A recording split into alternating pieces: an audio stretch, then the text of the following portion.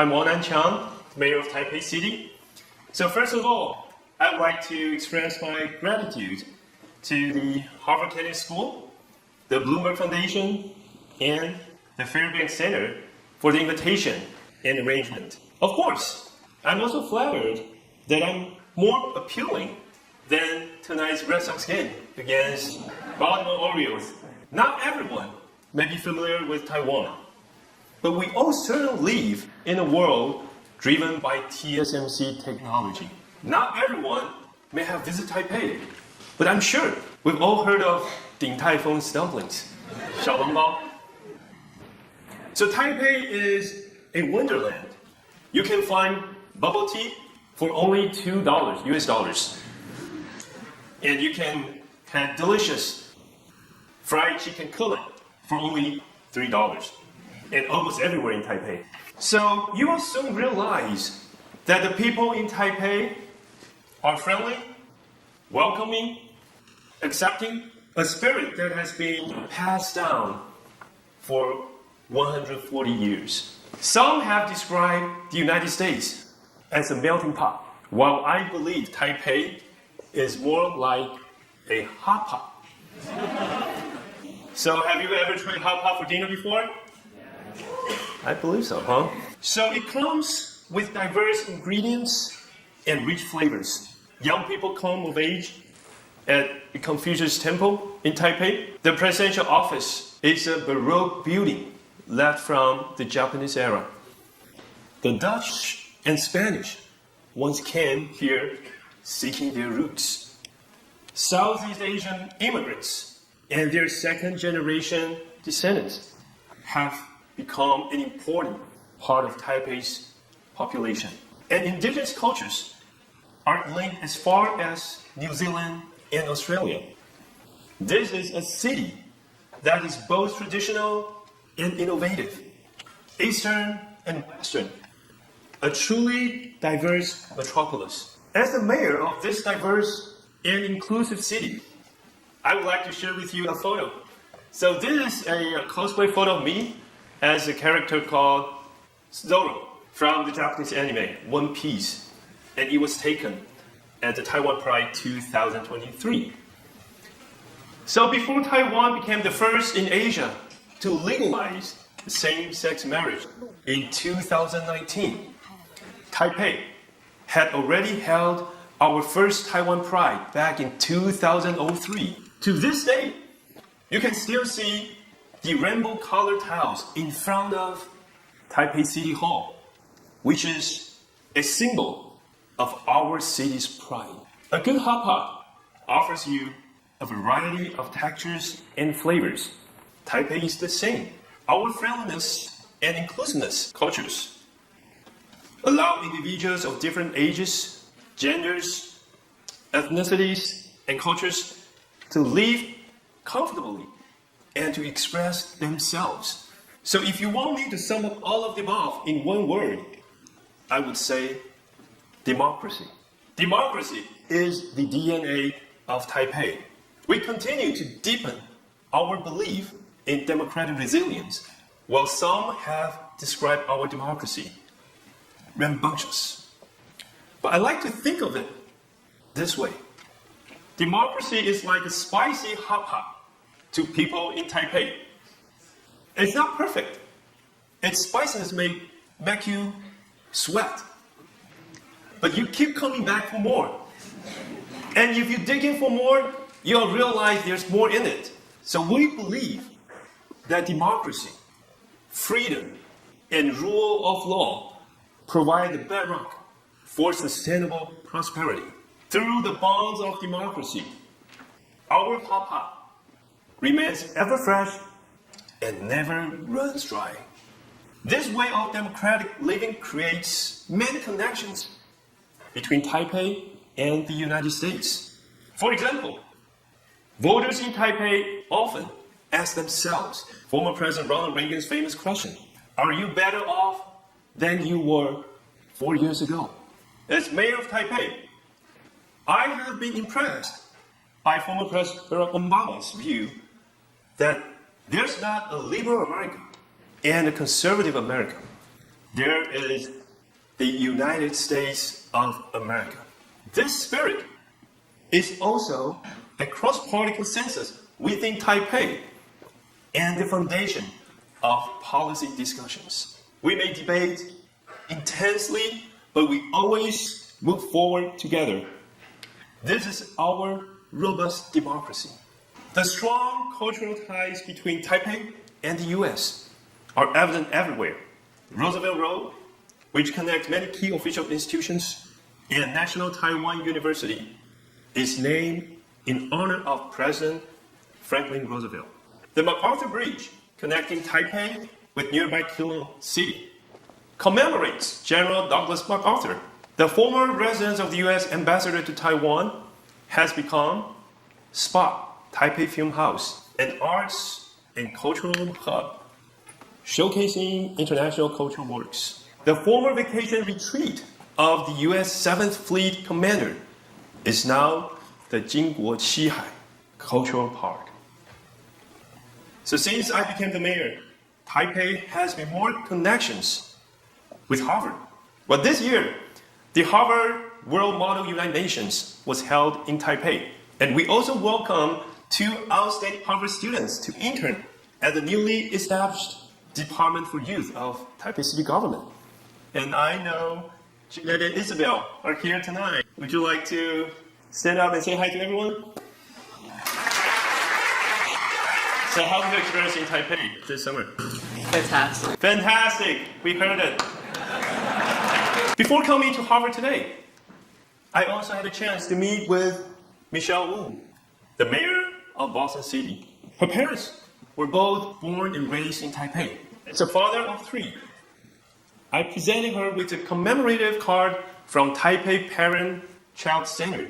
We talked about how to build a family-friendly city and also compare notes on how to build a resilient city for our future generations. Whether it's in response to natural disasters, extreme weather, or everyday risks, we invest significantly in reinforcing Taipei's resilience and safety. A concrete example was the 7.2 magnitude earthquake that hit Taiwan on April 3rd this year. It's the most severe one in nearly 25 years. On that day, within 5 minutes, my team and I were all mobilized and prepared to respond. Even though the earthquake struck right during rush hour. In Taipei, wherever the mayor is, it is where the Emergency Operations Center is. This incident highlights a common challenge faced by all cities: aging infrastructure. Let me share with you. Over 72% of Taipei's buildings are over 30 years old. There was a research report indicating that if a magnitude 6.2 earthquake strikes directly Taipei, more than 4,900 buildings would collapse.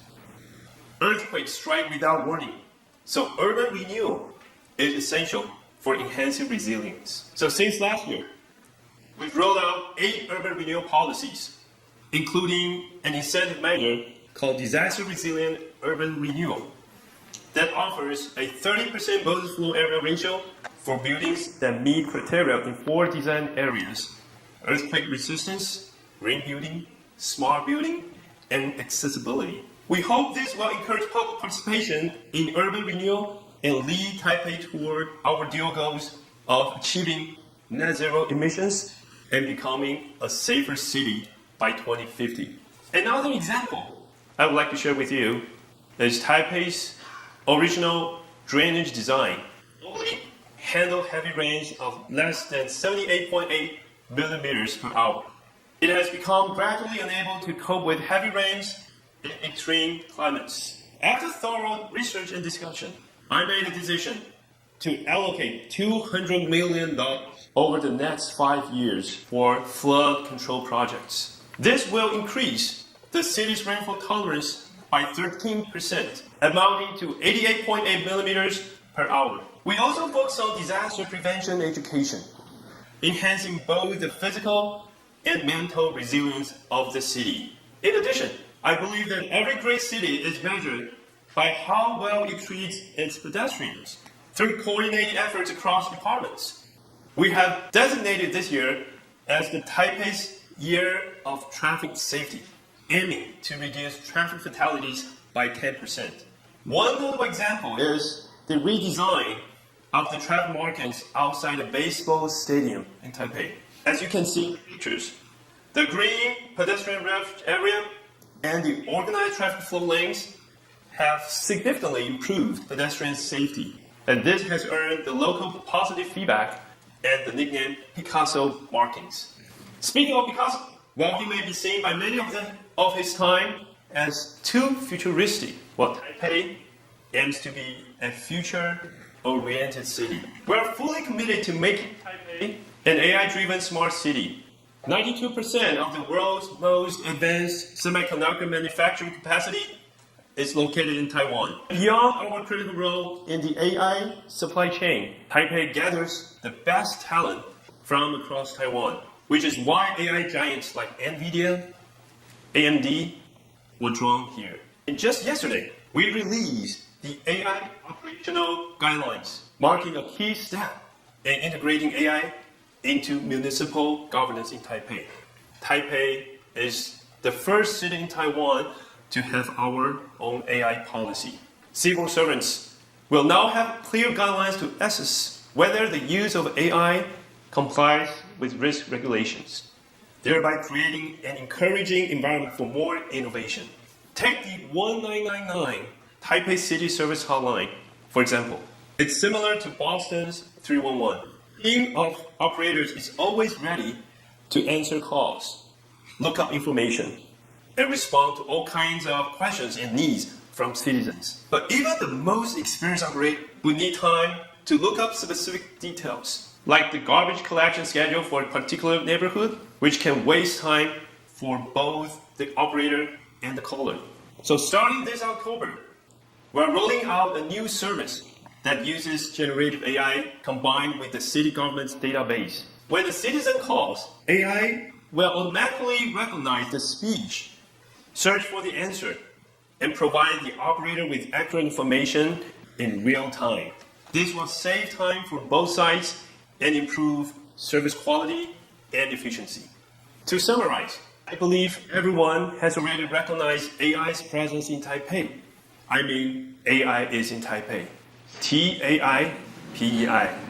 Well, last but not least, I would like to talk about Taipei's role as a bridge, bridging heritage and innovation.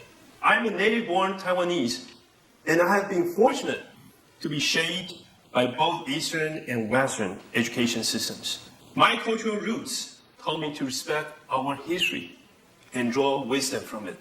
My journey to the West has taught me to integrate my heritage into the process of innovation and create better Taipei for our future generations.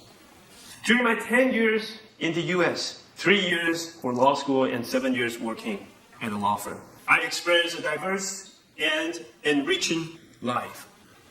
I earned my JD at Penn Law, worked at a law firm in Silicon Valley, even managed to get laid off during the subprime mortgage crisis. It is true. And ultimately, started my own company. These experiences have been invaluable and have deeply shaped who I am today. As a public servant, whether as a legislator between 2016 and 2022, or now as the mayor of Taipei, I draw on this wide-ranging perspective to tackle challenges. My experiences have equipped me with a broader vision, a diversity of perspectives, and innovative thinking. I firmly believe in the power of inclusive governance, which brings together diverse talents and resources. More importantly, it empowers us towards a resilient leadership to address issues such as declining birth rates, aging urban infrastructure, and extreme climates.